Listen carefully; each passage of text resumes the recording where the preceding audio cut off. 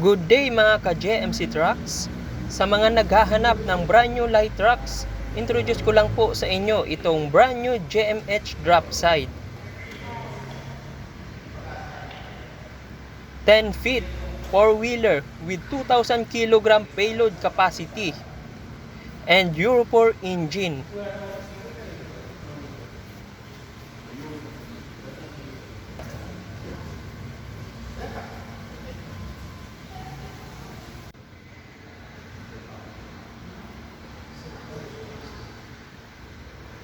Check po natin ang kanyang makina.